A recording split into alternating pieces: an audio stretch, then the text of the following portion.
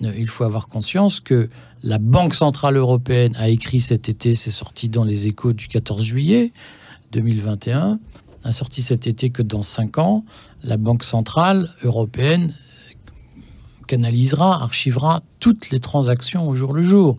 Alors elle a dit, ça ne remplacera pas l'argent, le cash. Mais c'est ce qu'ils ont dit. Oui, voilà, mais c'est pas grave, oui. Il y avait une excellente chanson de Dalida qui sera probablement la plus grande philosophe du XXIe siècle, qui disait caramel, bonbon et chocolat. Hein. Donc, il est évident que si la Banque Centrale Européenne met en place un euro numérique qui permettra de centraliser toutes les transactions, peut-être qu'il restera facialement des billets, de l'argent liquide, mais ce sera pour de toutes petites transactions. La Banque Centrale Européenne a d'ores et déjà indiqué qu'au-delà de 3 000 euros stockés sur un compte en banque, elle écrêtera ou elle imposera des pénalités puisqu'elle considérera que les gens ne doivent pas détenir trop d'argent liquide. Alors, il y a une raison à cela, puisque je vois que vous êtes interrogative. L'objectif est évidemment de briser, et je le dis très sereinement, et de briser l'indépendance des gens, de les mettre en position de ne plus pouvoir échapper au contrôle étatique. Et vous comprenez, si vous avez 3 millions sur votre compte en banque, vous pouvez dire, je me laisse suspendre, je refuse les vaccins, j'ai de quoi tenir un certain temps avant d'être pauvre. Si vous avez 3 000 euros sur votre compte en banque, vous n'avez plus la faculté de désobéir au gouvernement.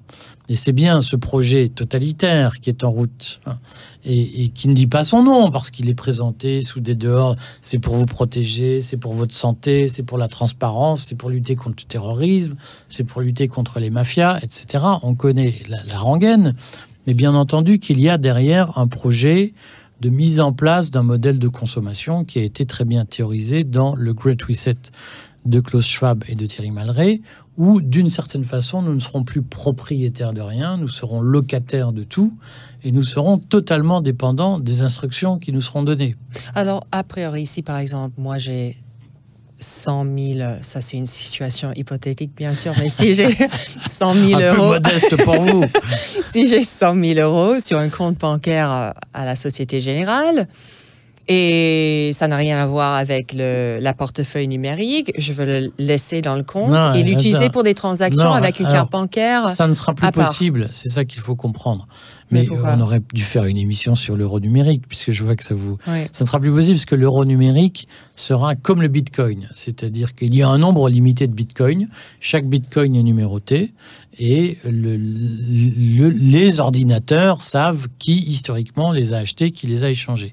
L'euro numérique, ce sera la même chose. Il y aura un nombre limité d'euros numériques qui vous permettront de faire des transactions. Et les ordinateurs de la Banque Centrale Européenne sauront entre les mains de qui ces euros sont passés. Donc vous n'aurez plus la faculté de détenir des euros dont la Banque Centrale Européenne n'a pas la maîtrise technologique. C'est-à-dire qu'il suffira d'appuyer sur un bouton d'ordinateur pour dire « Madame Marsden, vos 100 000 euros, on en prend 80 000 pour rembourser les dettes de l'État ». Et vous ne pourrez rien faire puisque cet argent sera comptabilisé sur ce qu'on appelle une blockchain, c'est-à-dire un système informatique. Ce ne sera plus de l'argent physique. Alors, mais pourquoi est-ce qu'ils auraient intérêt à faire ça? Pour des raisons extrêmement simples. C'est qu'aujourd'hui, il y a de l'argent liquide, si j'ose dire, l'argent qui échappe au contrôle de la Banque centrale, pose des tas de problèmes de maîtrise par la caste au pouvoir. C'est-à-dire que cet argent peut produire de l'inflation, cet argent peut dormir dans un matelas, cet argent peut servir à des achats indus, d'acheter des kalachnikovs ou des je sais pas quoi, et que dans un système où vous voulez ordonner la consommation des individus, évidemment, la mise en place d'un euro numérique permet de maîtriser tous les processus. Je reviens au pass sanitaire parce que c'était quand même notre objet. Parce que c'est quand même lié, oui. Le pass sanitaire, c'est la première étape vers ce système qui utilise l'argument sanitaire pour se justifier. Mais vous vous souvenez, quand on était petit, Rachel, quand nous allions au café, au restaurant, nous n'avions pas à montrer notre pièce d'identité, et quelqu'un, un serveur, vous aurait dit montrez-moi qui vous êtes et je saurai si je vous sers. Vous auriez dit mais enfin je vous boycotte tout de suite. Le pass sanitaire, c'est d'abord un système qui vise à nous habituer à montrer nos papiers partout où nous passons et donc à permettre une espèce de filature organisée, permanente de notre vie, une violation permanente de notre vie privée, qui est la première étape dans la mise en place de ce wallet. Dans le monde dystopique qu'ils nous promettent, il faudra montrer ces papiers pour aller prendre un café, pour prendre l'autoroute. Mais comment est-ce que vous savez ça?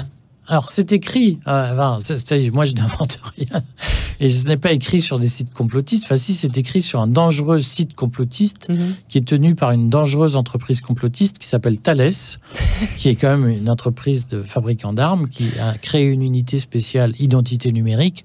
On va l'appeler comme ça, avec une filiale qui s'appelle Idemia, sur laquelle on pourrait longuement discuter le moment venu, si Idemia le souhaitait.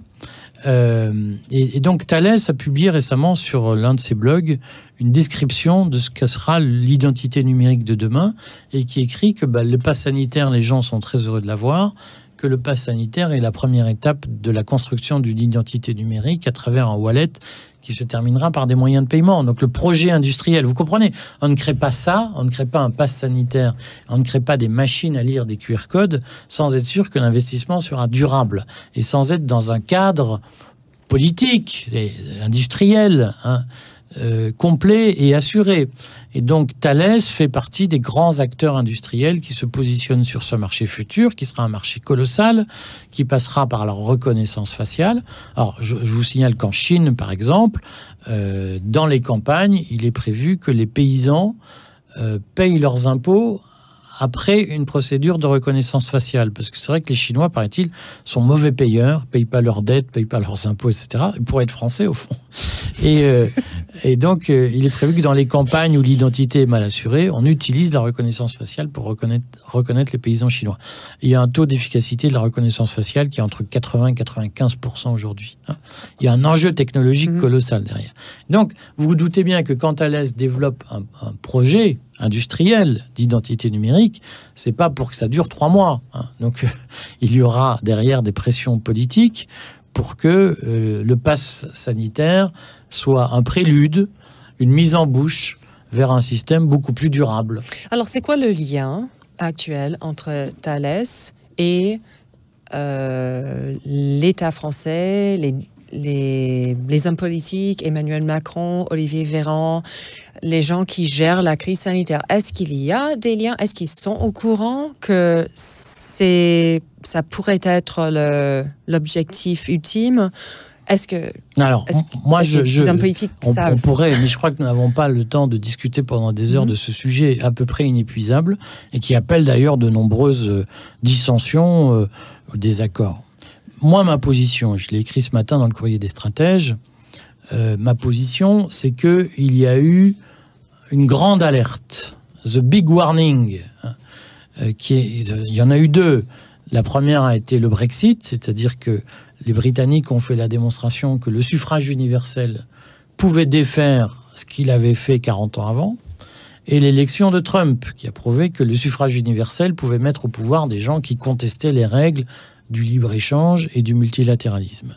Et que donc, pour la caste mondialisée qui exerce aujourd'hui une domination très répartie sur le monde industriel, il y a une conviction qui s'est forgée depuis 4 ans, depuis 5 ans, 4 ans on va dire, qui est que le suffrage universel doit être désormais neutralisé parce qu'il y a une montée de mouvements nationalistes, populistes, complotistes, tous ces mots en iste qui désignent le diable, et que la montée de ces mouvements met en péril la construction multilatérale et, d'une façon ou d'une autre, libre-échangiste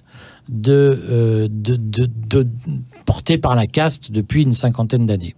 Et que face au risque de voir le suffrage universel remettre en cause l'Union européenne, le G7, l'OMC, etc., face à ces risques, il y a eu d'ailleurs des remises en cause de l'OMC par Donald Trump, face à tous ces risques, la caste mondialisée a décidé de neutraliser les effets du suffrage universel et d'utiliser les technologies numériques pour pérenniser sa domination sur nos sociétés, à travers des dispositifs comme l'identité numérique, à travers des dispositifs d'intimidation. Il faut dire, Rachel, que le pass sanitaire, c'est la première expérience de crédit social dans le monde démocratique. Le pass sanitaire punit les dissidents et récompense les obéissants.